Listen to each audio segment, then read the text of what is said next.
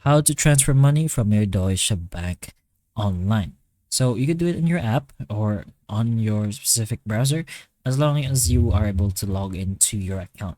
But in our case, in your mobile device, you can go ahead and install the app itself. Just go ahead and search for your Deutsche Bank and then install and open it up. Once you're there, you're gonna have to log in. So you can use your Deutsche Bank ID, and you can also log in with branch, account, or PIN.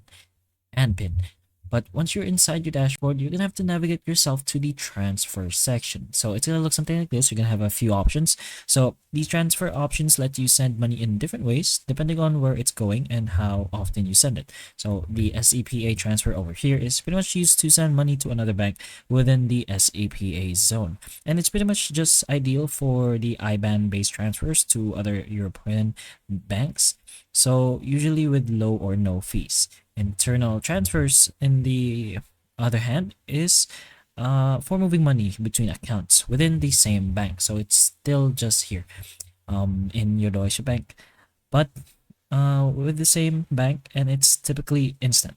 So to reference account though, which is this one, it allows you to send money to a pre-saved or linked account, making repeat payments faster and pretty much just reducing your errors.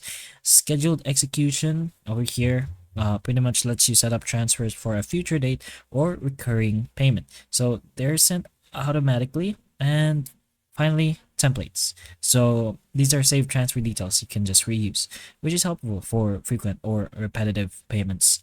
So just go ahead and navigate yourself here to the transfer section and just go ahead and choose the option that suits you the best. So hopefully the information of this video can help you, and if it can, please like and subscribe for more videos like this, and that's all.